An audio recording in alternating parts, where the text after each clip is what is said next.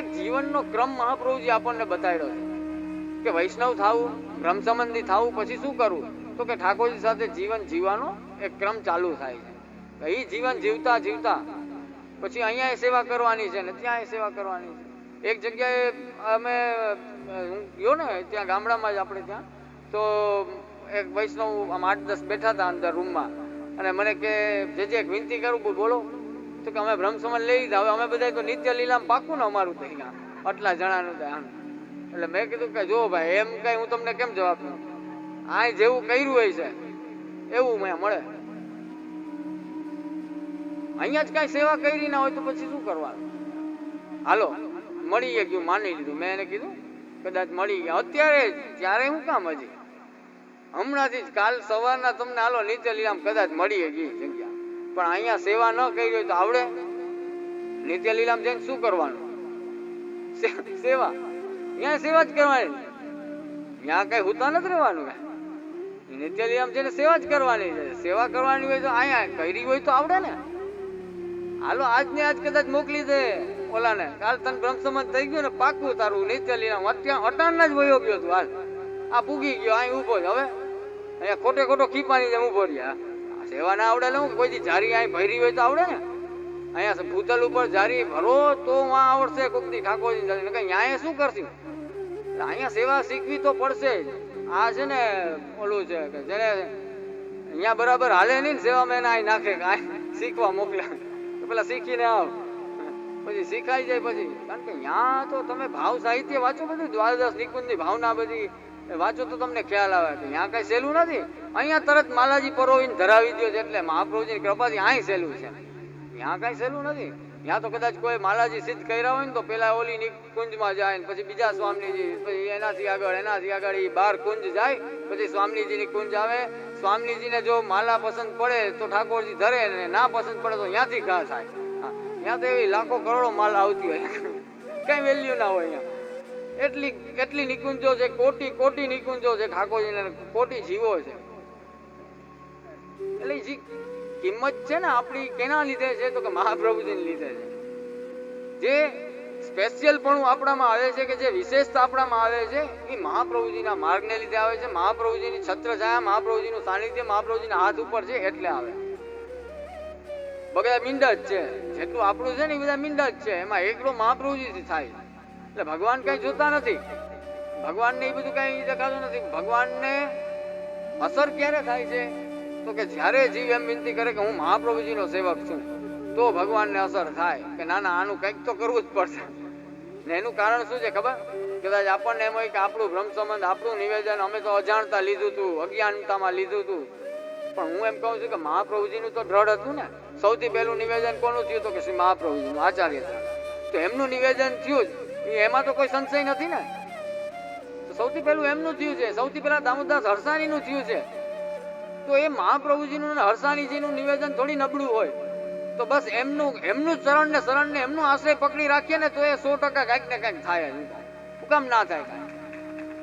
એમનો આશ્રય રાખવો પડે, એમના ચરણારવિંદમાં દ્રઢતા રાખવી પડે. આપણું નિવેદન નબળું. અત્યારે તો બ્રહ્મ સંબંધ એટલે કોઈને પૂછો તો બહુ કઈ બીજું યાદ ના હોય કે આગલેથી ભૂખ્યા રાખ્યા હતા, અને ત્યારે તો બહુ ટાઢ હતી, શિયાળો હતો, નવરાવ્યા હતા, ઠંડે પાણી ને એવું બધું યાદ હોય. એનું વર્ણન તમે પૂછો ને તો બ્રહ્મ સંબંધ હતું એટલે શું, તો કેવું બધું યાદ હોય. હવે એ વિચારો એ કેટલું ખરાબ કહેવાય આપણા માટે કે આવું બધું યાદ આપણને હોય. આગલેથી વ્રત કર્યું હતું, એ તો બધું એના ઓલા માટે છે, અપરસ માટે છે, કે બ્રહ્મ સંબંધની અપરસ માટે. હવે એ બધું આપણને યાદ છે, પણ મુખ્ય એ મંત્ર હારે લેવા દેવા ના હોય, એનો અર્થ હારે લેવા દેવા ના હોય, કે એ પ્રકારના જીવન હારે લેવા દેવા ના હોય. પેલા તો પૂછતા કે જે કૃપાનાથ બ્રહ્મ સંબંધ લેતા ને એટલે આપણા આચાર્યો પાસે જઈને વિનંતી કરતા, બે હાથ જોડીને કે જે કૃપાનાથ મારું કર્તવ્ય શું, હવે મારે શું કરવાનું, એમ જઈને વિનંતી કરતા. અને પછી આપ શ્રી આજ્ઞા કરતા હતા કે સેવા કરો. અને હવે તો બ્રહ્મ સંબંધ લઈને મુઠ્ઠી વાળીને એવો ભાગે ને, માન છૂટ્યો હોય. 11-12 વાગી જાય. હવે મહારાજ ને કંઈક કામ હોય તો મોડું થાય, સેવામાં કંઈક ઉત્સવ હોય, શિંગાર હોય તો મહારાજ મોડું થાય બાળકને. બીજું શું, એમાં કઈ અઘરી વાત નથી. આપણે અહીંયા રોજે રોજ કઈ એક સરખો ક્રમ તો ના હોય. આજે ઉત્સવ આવ્યો, આજે ભારી શિંગાર હોય તો બધું બદલાઈ જાય, વસ્ત્ર શિંગાર બદલાઈ જાય તો એ બધાની અવેર થવાની જ છે, અસર થવાની જ છે. તો એ ફરક તો રોજે રોજનો થવાનો જ છે. પુષ્ટિ માર્ગમાં છે, મર્યાદા માર્ગમાં નથી કે આ કંકુ ઉડાડ્યું, ચોખા છાંટ્યા અને વાર્તા પૂરી થાય. 2 ઘંટી વગાડીને ધૂપ દીપ કરી લીધા. આ તો રાજા ધીરાજ છે એની સેવા કરીએ છીએ, પુષ્ટિ પ્રભુને લાડ લડાવવાના છે. અહીં તો એના ઉપર ટાઈમ હાલતો હોય, ટાઈમ ની હારે ઈ ના હાલતા હોય. પ્રભુના શિંગાર હાલે છે એટલે હાલતા હોય. પ્રભુના શિંગાર થઈ જાય પછી શિંગારનો ક્રમ થાય પછી ભોગ આવે, ઈ એની રીતના જ હાલતું હોય, એમાં કઈ ફરક ના પડે. કારણ કે પુષ્ટિ પ્રભુ છે ને એનો ક્રમ છે, તો એમાં એના રીતે મોડું વહેલું થતું હોય તો એની ધીરજ તો હોય જ નહીં જરાય. હા, ને પાછા ઓલા એમ કે બિચારો કાલનો ભૂખ્યો છે. ઓલા જે બીજા વૈષ્ણવ હોય ને એ આપણને પાછા 2-3 વાર કહેવા હોય કે બિચારો જે છે કાલનો ભૂખ્યો છે, કાલનો ભૂખ્યો છે. અરે મેં કીધું તમે આખી જિંદગીની દીક્ષા એક વાર લેવી, એમાં એક દિન ઉપવાસ ન થાય આપણાથી. આખી જિંદગી માટેની દીક્ષા છે, એના માટે એક દિવસ ધર્મને જરાય ગંભીરતાથી કહો ને લેતા જ નથી આપણે, મહત્વ જ નથી આપતા. લૌકિકમાં બધું ગંભીરતાથી લઈએ, સિરિયસલી લઈએ, એવું જરાય અલૌકિકમાં ગંભીરતા નથી આપતા, જરાય સિરિયસનેસ નથી આપતા. ભગવાન તો ભાવના ભૂખ્યા છે, અહીં તો બધું હાલે, એની પાસે તો ભાવ જોઈએ. પણ એવું એ આ છેતરપિંડી થાય, એવું ના હાલે. ભાવના ભૂખ્યા છે એ વાત સાચી, આમાં તો આપણે આ થઈ જાય કે તું કેવાનો ભૂખ્યો છે, આમાં ઈ ખબર ના પડે. ભગવાન તો ભાવના જ ભૂખ્યા છે, હા, આનું ઠેકાણું નથી. એટલે ગંભીરતા અલૌકિકમાં એટલી જ આવી જોઈએ, એને મહત્વ આપો. કે બ્રહ્મ સમાજ લેવા જાઉં તો એ દીક્ષા એક મહત્વની દીક્ષા લેવા જાઉં છું. હું ક્યાં જાઉં છું અત્યારે? એટલે જ અમે કંઈક સમજ ના થાય છોકરા પછી લેવડાવો. ખોટા 4-5 વર્ષના 7 વર્ષના છોકરાને લેવડાવી દઉં, મોટો થાય, વ્રત કરી શકે, બરાબર બધું સમજી શકે, શા માટે બ્રહ્મ સમાજ લેવું જોઈએ એ બધું સમજાય પછી બ્રહ્મ સમાજ લેવો. અત્યારે હકડે ઠઠ આમ દેવાય બ્રહ્મ સમાજ, એ નકામું છે. અમુક એરિયા અમારી બાજુ છે, પોરબંદર, જામનગર સાઈડ, ત્યાં પેલા અમે જતા, પણ ત્યાંની પરિસ્થિતિ જોઈને અમે બ્રહ્મ સમાજ દેવાનું બંધ કરી દીધું. ત્યાં જાય એટલે 800 બ્રહ્મ સમાજ, 1000 બ્રહ્મ સમાજ, 1200 બ્રહ્મ સમાજ, એમ લેવા. એને ગુરુની હારે બીજું કઈ લેવા દેવા નથી કે બ્રહ્મ સમાજ શું છે. એટલે પછી એને હું કહું કે કંઠી લ્યો એ ગુરુ ધારણ કર્યા બરાબર, ખાલી કંઠી આવી જાય ને ગળામાં. પણ આપણે સમજીએ શું કે બ્રહ્મ સમાજ લઈએ તો જ વૈષ્ણવ થાય, બ્રહ્મ સમાજ લઈએ તો જ વૈષ્ણવ ના થાય. કંઠી લીધી ત્યારે જ વૈષ્ણવ થઈ ગયા. એટલે બ્રહ્મ સમાજ નો ખોટો આગ્રહ છે વધારે. હવે એટલે અમે ત્યાં દેવાનું જ બંધ કરી દીધું. મેં તમને કહ્યું કે આવા બ્રહ્મ સમાજ દેવાનો આનંદ આવે. બ્રહ્મ સમાજ લેવા જઈએ તો એ ક્રિયાને મહત્વ આપો કે આ ધર્મની હું એક દીક્ષા લેવા જાઉં છું. સામાન્ય કોઈ સારી સ્કૂલમાં એડમિશન લેવા જાઉં, ત્યાં કેટલા સિરિયસ હો. આખા જીવનને જે લાગુ પડે છે એ બ્રહ્મ સમાજ ની દીક્ષા, એને આપણે એકદમ સાધારણ ને સામાન્ય બનાવી દઈએ એ તો સારું છે. હવે એક દિવસનો જ ઉપવાસ છે, પેલા તો બાળકો 3 દિના ઉપવાસની આજ્ઞા કરતા. હજી આપણે પ્રસંગમાં આવે ને હજી કે જા હજી એક ઉપવાસ કર, હજી એક કરી આવ, 3 ઉપવાસ કરાવતા અને પછી યોગ્યતા લાગતી તો આપતા. એટલે હવે તો બાળકો ખરેખર કૃપા વધી ગઈ. હું તો કહું પેલા કરતા બહુ સહેલું થઈ ગયું. પેલા તો સેવા કરો એમ જ આજ્ઞા થતી બ્રહ્મ સમાજ લઈ. સેવા કરો એટલે એ સકડી જ ધરવાની હોય પછી, એમ એના કઈ આવા પ્રકાર નતા પેલા. આ પ્રકાર વધારે હમણાં સમયમાં કે હવે કરવું શું, અમારે કરવા જ પડે, આજ્ઞા દેવી જ પડે. બોલો કાંઈ ના કરે એના કરતા મિશ્રી તો ધરે, બોલો કાંઈ ના કરે એના કરતા મેવો તો ધરે, બોલો કાંઈ ના કરે એના કરતા હંસકડી તો ધરે. કાંઈક ને કાંઈક તો ધરે છે ને. જે કાંઈ ધરે છે એ આપણે ત્યાં બધું ભાવાત્મક છે, ભાવનાથી આવે છે. 4 યુથના સ્વામીજીથી સેવા થાય છે તો એ 4 યુથના સ્વામીજીની ભાવના છે કે દૂધગર ધરીએ શ્રી અમનાજીનો ભાવ છે, નાગરીમાં કુમારિકાજીનો ભાવ છે, હંસકડી ચંદ્રાવલીજીનો ભાવ છે, સકડી છે એ સ્વામીજીનો ભાવ છે. જેટલી સેવા છે, શિંગાર, સાહિત્ય, ખીલોના, પલના, હિંડોળા, બધી ભાવના વગર કાંઈ નથી. બધી દરેક વસ્તુ આપણે ત્યાં ભાવથી આવે.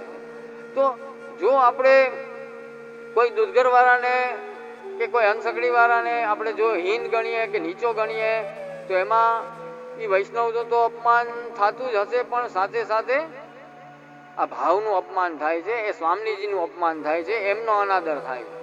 એટલે કોઈને હીન નહીં ગણવાના. કોઈ દૂધઘર કે મેવો મિશ્રી ધરતો હોય કદાચ તો એમ કે ઈ તો દૂધઘરિયા છે, આ એવી રીતે છે. ઘણા વૈષ્ણવ મેં બોલતા ઈ તો હંસકડિયા છે. અરે ભાઈ પણ ધરે જ કોને? હંસકડિયા છે હોવા સાચી, બરોબર, પણ હંસકડી ધરે જ કોને? દૂધઘરિયા છે એ સો વાત સાચી, પણ દૂધઘર ધરે જ કોને? પૂર્ણ પુરુષોત્તમને ધરે છે, ઠાકોરજીને, આપણા પ્રભુને ધરે છે. કોની સેવા કરે છે એ આપણે જોવું. સેવા કોની કરે છે? ભલે જે એનાથી થતું હોય એ ધરતો હોય, પણ સેવા એ કોની કરે છે એ જોવું જોઈએ. એટલે એને એવી રીતના સામાન્ય ગણીને આપણે સ્વામીજીનો જ અનાદરને અપરાધ કરીએ છીએ. એટલે કોઈ દિવસ કોઈને સેવા બાબતે એવી રીતના હીન કે નીચા ન પાડવા કે નીચા ન દેખાડવા બધાને. હવે ઘણી ઘણી જગ્યાએ તો ઓલા ઠાકોરજીના ભેદ હોય, આ દૂધઘરના, અનસકડીના, સકડીના, એ કઈ મગજમાં નથી બેસતું મને. એ એક સારું કે ઠાકોરજીને શું હોય એમ, આપણી તાકાત નથી કે આપણે સકડી નથી ધરતા. ઠાકોરજી કઈ દૂધઘરના થોડી છે, ઠાકોરજી કઈ મિશ્રી વાળા થોડી છે. ઘણા તો એમ એવી રીતે કેતા ચિત્રજી બિરાજતા હોય ને તો એ તો દ્રષ્ટિ ના છે ખાલી. અરે પણ કોણ છે? કે ગાંધીજી નો ફોટો નથી, કોનો ફોટો છે? એ કોઈ સામાન્ય નાગરિક નો કે કોની વાત કરે તું? એ કોઈ સામાન્ય વ્યક્તિ નો ફોટો નથી, કોઈ જીવ નો ફોટો નથી. ઠાકોરજી નું ચિત્રજી છે. ભલે ને દ્રષ્ટિ નું હોય તો શું છે? કઈક વિચાર આપણે મગજમાં હોય છે કે આપણે શું બોલીએ છીએ. પણ બોલવામાં આપણે એવી રીતના દૂધઘર વાળાના અપમાન થઈ જાય, અંશકડી વાળાના થઈ જાય, ઠાકોરજીના ચિત્રજીના થઈ જાય, તો આ બધા અપરાધ છે. ને બીક રાખવી હોય ને તો કેની રાખવી? બાકી કોઈ બીવાની જરૂર નથી. જો ખોટું ન કરીએ તો બીવાની જરૂર જ નથી. તો બીક રાખવી તો એક રાખવી, ભગવાનની રાખવી. આજે ઊંધું થઈ ગયું છે, માણસ બધાયથી બીવા માંડ્યો છે. બરોબર, માણસોથી બીવે, પ્રાણીઓથી બીવે, ગ્રહથી બીવે, દરેકે દરેક બધી વસ્તુ, રોગથી બીવે, શત્રુથી બીવે, બધાયથી બીવે, ભૂતથી બીવે, ડાકણથી બીવે, બધાયથી બીવે, પણ ભગવાનથી નથી બીતો. હવે જેનાથી બીવું જોઈએ એનાથી નથી બીતો ને આ બધાયથી બીવે. ખરેખર બીવું કોનાથી જોઈએ, ડરવું કોનાથી જોઈએ? તો ભગવાનથી બીવાય. બાકી કોઈનાથી બીવાની જરૂર નથી. એક જગ્યાએથી બીવાય બીવું હોય તો, બાકી કોઈથી ડરવાની જરૂર નથી. જો આ એક જગ્યાએ ભય હોય ને તો બાકી બધે નિર્ભય થઈને ફરવાનું. પણ આ એકનો ભય રખાય. આપણી ઊંધી સાયકલ હાલે, આપણે અહીં બીતા જ નથી, આ બધે બીએ છે આપણે. એટલે જ બધી અમારે ને આ બધી તકલીફ એટલે જ થાય. ડર એનો રાખો કે એનો અપરાધ ન થઈ જાય. સેવામાં જાય ત્યારે આપણે ત્યાં કીધું છે કે માતા જેવું વાત્સલ્ય અને જે સ્નેહી હોય, પ્રેમી હોય, એને જેમ પ્રેમિકા એની પ્રેમ કરે એવું માધુર્ય, એવો ભાવ ઠાકોરજીમાં માધુર્યનો. વાત્સલ્ય એક માતા જેમ બાળકનું ધ્યાન રાખે એવું વાત્સલ્ય સેવામાં. અને ભય કોના જેવો? તો કે રાજાના દરબારમાં ગયા હોય એવો ભય. એવો રાખો ઠાકોરજી. તો ભય રાખવો હોય તો ઠાકોરજીના અપરાધનો ભય રાખો કે એના અપરાધ ન થાય આપણા. કોઈ વૈષ્ણવનું મન દુખે નહીં, એનું કોઈનું દિલ ન દુભાય, આપણા મા બાપનું દિલ ન દુભાય, પેલા તો ત્યાંથી ધ્યાન રાખવાની જરૂર છે. હા, એ બધાથી બીવાય. જે બીવાનું છે ને એનાથી બીવાય ભાઈ, એનાથી. કારણ કે આપણે ત્યાં છે ને આપણા માતા પિતા કે કોઈ સંબંધી આપણા એ પછી છે. પેલા કોણ છે? એ વૈષ્ણવ છે. એ આત્મીય સંબંધ પેલા છે. કે મારા પિતા એ પછી છે, પેલા મહાપ્રભુજીના સેવક છે. મારા માતા પછી છે, એ પેલા મહાપ્રભુજીના સેવક છે. એ વૈષ્ણવ સંબંધને યાદ કરશો ને એટલે ઓટોમેટિક અપરાધ ઓછા થઈ જાય. એને યાદ રાખવું. એક વૈષ્ણવ મને આવીને કે હું બધુંય ધરું, સકડી ધરું, આમ કરું, તેમ કરું, મરજાદ પાડું, તો એ કેમ ઠાકોરજી વાત ન કરે કે બોલે નહીં કે કાંઈ આગળ વધતું નથી ગાડું આમાં? મેં કે તમારી તમને દુઃખ ના લાગે તો કહો. તો કે હા છે, સાચી વાત. હું બીજાની ઈર્ષા કાઢી નાખો ને એટલે બધું સુધારો થઈ જાય.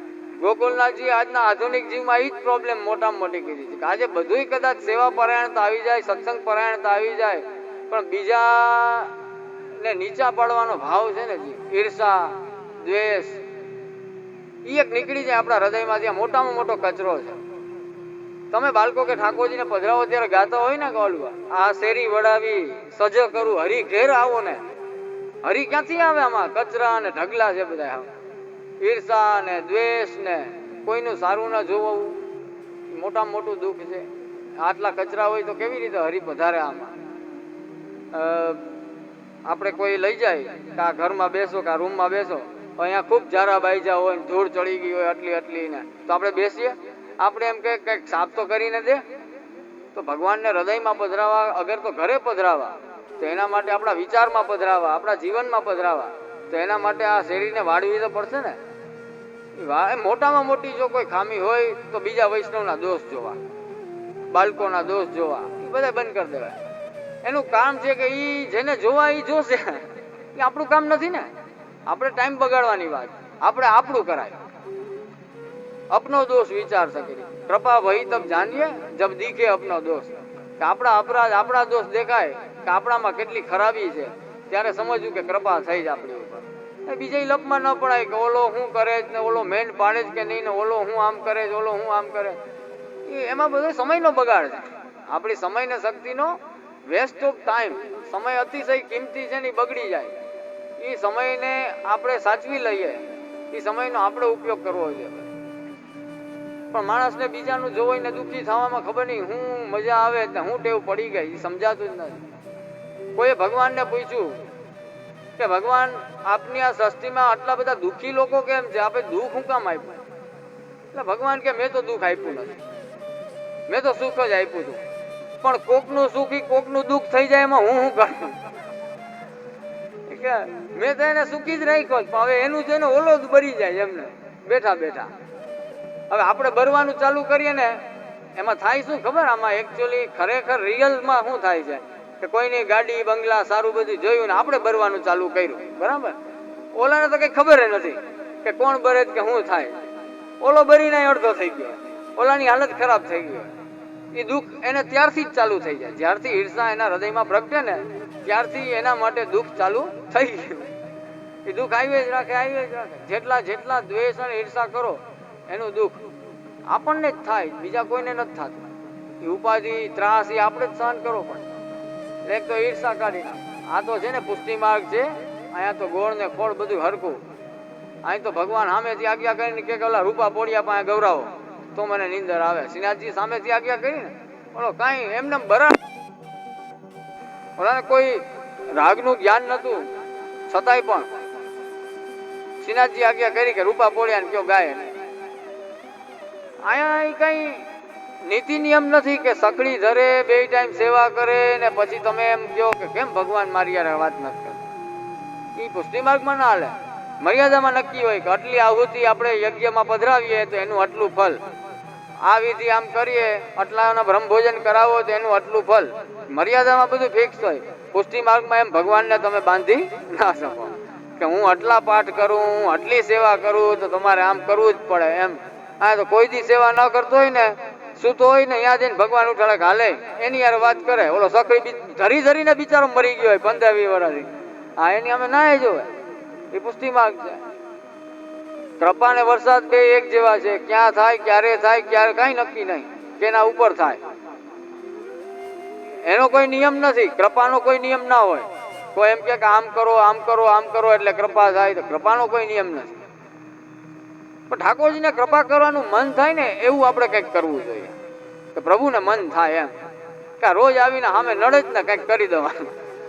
ભગવાનને એમ થાય ને રોજે રોજ કંઈક આડો આવે છે કે હવે કંઈક કરી દે, કૃપા કરવાનું મન થાય એવી રીતના સન્મુખતા એની સામે કોઈ પણ રીતે કથાના સેવાના કીર્તનના માધ્યમથી એની સન્મુખ થાય રાખવું, ટૂંકમાં નડે રાખવું ભગવાન, આડા આડા આવું એટલે જોયા રાખે કે ના એક છે, યાદ તો રાખે ભગવાન।